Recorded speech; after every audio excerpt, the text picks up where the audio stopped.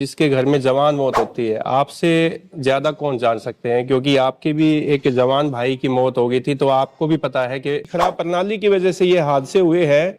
आप लोगों ने 2 करोड़ 1 लाख रुपए पहले 14 स्टेडियमों के रखरखाव के लिए, मरम्मत के लिए आपने सैंक्शन किए थे। लूटी के पास जाता है, कभी पंचायत विभाग के पास जाता है। तो ये डिपार्टमेंट की खामियां नहीं है क्या?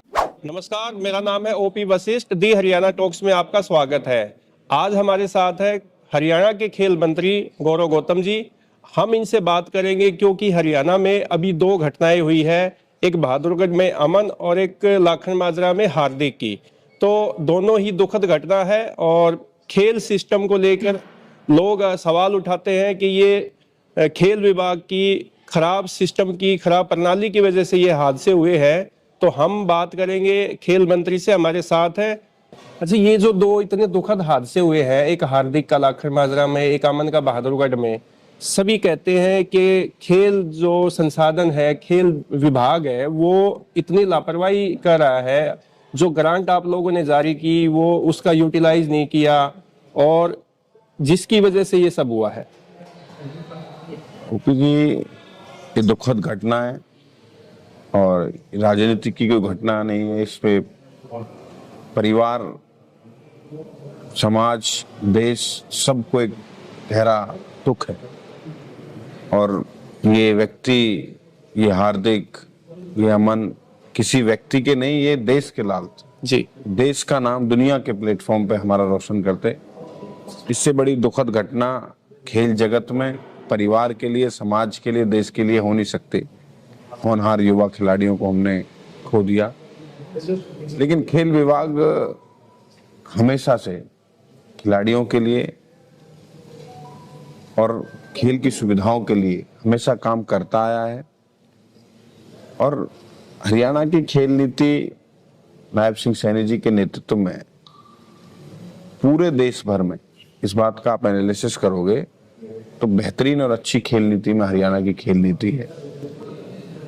हमने पिछले 11 साल, जब से सरकार भारतीय जनता पार्टी की बनी, और पुरानी सरकारों के 10-11 साल आप उठाकर देखिएगा, हमने 10 गुना से ज्यादा पैसा, 600 करोड़ के आसपास हरियाणा के इंफ्रास्ट्रक्चर पे हमने खर्च किया। हम चाहते हैं खिलाड़ी बेहतरीन सुविधा उनको मिल सके। और कुछ जैसे आज ये दुखद घटना हुई, पंचायत विभाग, ग्राम सब पंचायत इस खेल नर्सरी को, इस ग्राउंड को चला रही थी। लेकिन पंचायत विभाग हो या ग्राम पंचायत हो, सरकार है, हम सरकार हैं। तो सरकार हर खिलाड़ी को सुरक्षित जगह पे खेलने को मौका मिले, हम उसके लिए निरंतर प्रयास भी हमारा जारी है और निरंतर काम भी कर रहे हैं। और भविष्य में ऐसी घटनाएं, दुखद घटनाएं ना हो सके, उसके लिए हमने जिम्मेदार अधिकारी भी तय करें। जो भी जिम्मेदारी अधिकारी होंगे उस पर कार्रवाई होगी। और जो ऐसे दुखद घटनाएं होती हैं उस पर स्वाभाविक रूप से इनकी क्षतिपूर्ति तो होनी। देखो, एक परिवार जो है जिसके घर में जवान मौत होती है, आपसे ज्यादा कौन जान सकते हैं, क्योंकि आपके भी एक जवान भाई की मौत हो गई थी। तो आपको भी पता है कि एक जवान बच्चा 17-18 साल का जब परिवार से जाता है तो उस परिवार पे क्या बीतती है। तो इस परिवार के लिए आप लोगों ने क्या सोचा है, सरकार ने क्या सोचा है? इसकी क्षतिपूर्ति अपूर्ण क्षति है, कोई कर नहीं सकता इसकी पूर्ति। लेकिन पूरी हरियाणा सरकार, मुख्यमंत्री नायब सिंह सैनी जी ने खुद कल आकर के इनकी आर्थिक मदद के लिए और सामाजिक और अपनेपन से सरकार पूरी इस परिवार के साथ खड़ी है। और जिस प्रकार की मैं व्यक्तिगत रूप से, युवा होने के नाते, खेल मंत्री होने के नाते, एक समाज का व्यक्ति होने के नाते, मैं खुद परिवार के पिता से मिला हूँ, भाइयों से मिला हूँ, और भी उस परिवार में होनहार खिलाड़ी हैं जी, जो आने वाले समय पर देश का नाम रोशन करेंगे।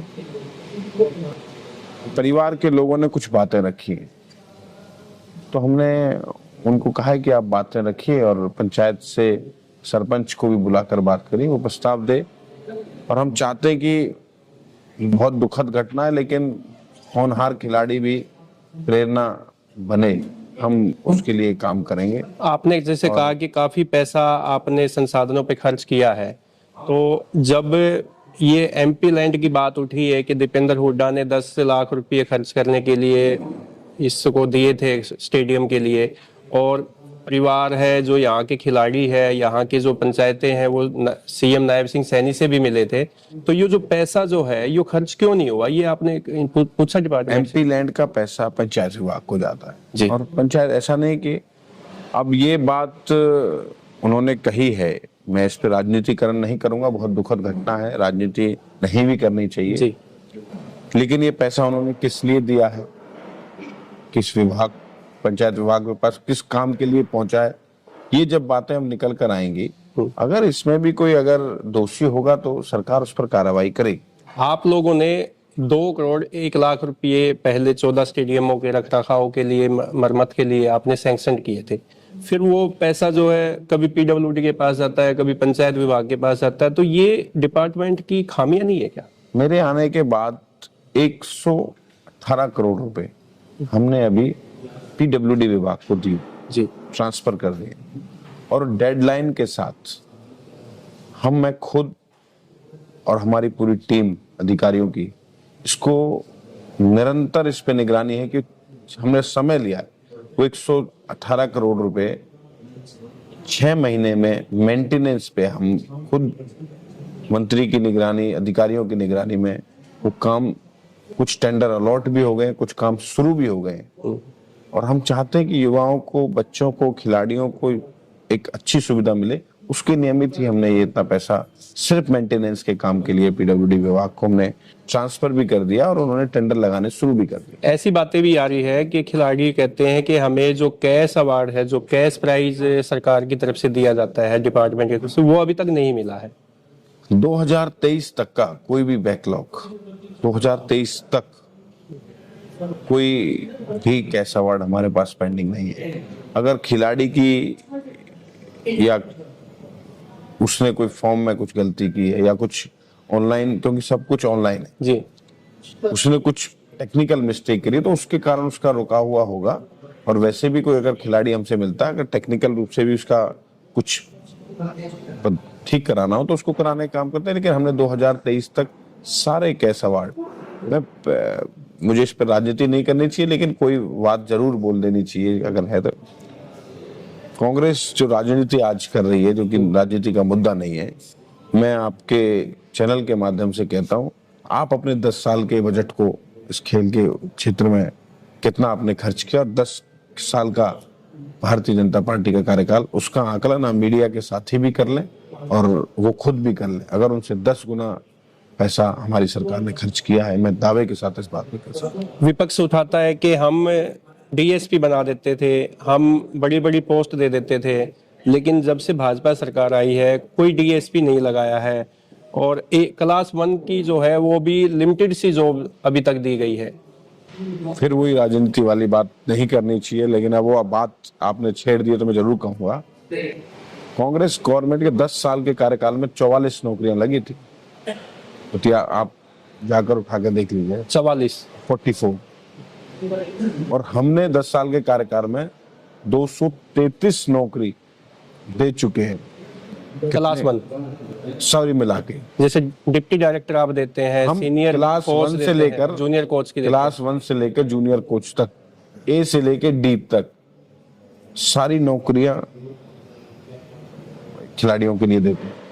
और ये मैं आपको डेटा दे रहा हूँ, 44 दिए उन्होंने, हमने 233 दिए। लिखित में है सब चीजें, हम वो नौकरी दी कि हमने दिए, और हम क्लास 1 से क्लास 1 का अफसर लगा रहे हैं और जूनियर कोच भी लगा रहे हैं, डी सी बी ए हर प्रकार की नौकरी देने का काम नायब सिंह सैनी सरकार कर। कुछ खिलाड़ियों की ये डिमांड है कि वो जैसे रेलवे में, आईटीबीपी में जॉब करते हैं लेकिन वो हरियाणा के हैं, तो जब वो पदक जीत के लाते हैं वर्ल्ड चैंपियनशिप में, वर्ल्ड कप में, ओलंपिक में, कॉमनवेल्थ में, तो उनको हरियाणा के होने का कोई फायदा, उन्हें बेनिफिट नहीं मिलता।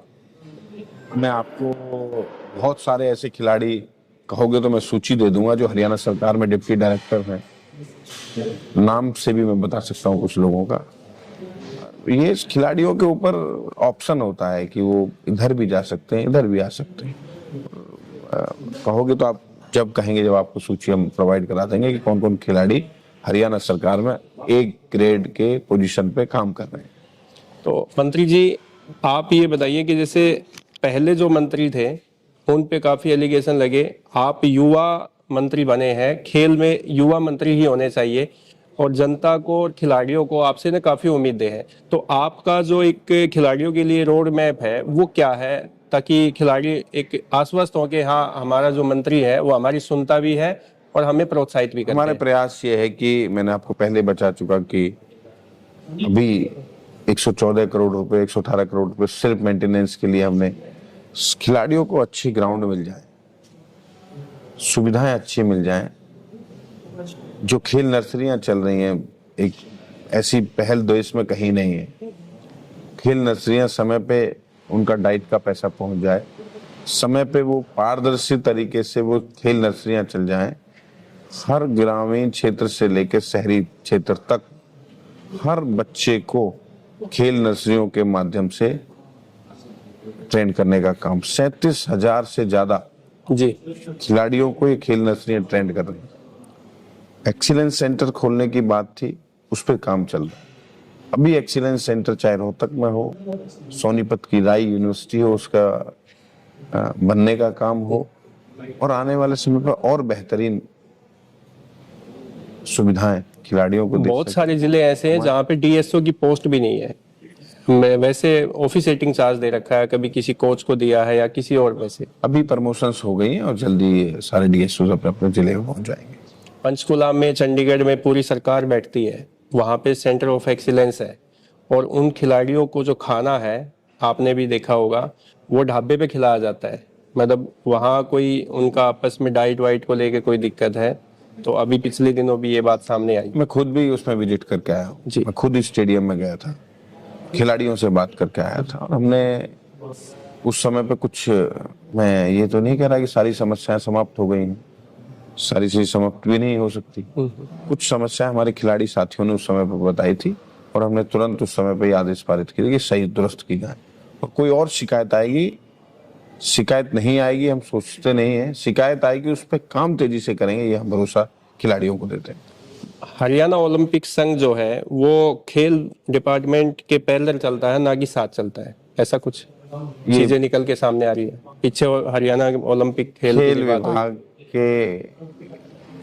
विभाग दोनों एक साथ काम कर रहे हैं, दोनों खिलाड़ियों के लिए काम कर रहे हैं और वो एक अलग बॉडी है ओलंपिक संघ, लेकिन वो खेल विभाग तो उसके साथ ही मिलकर काम करते हैं। तो गौरव जी, आपने हमें समय दिया, आपका बहुत बहुत धन्यवाद।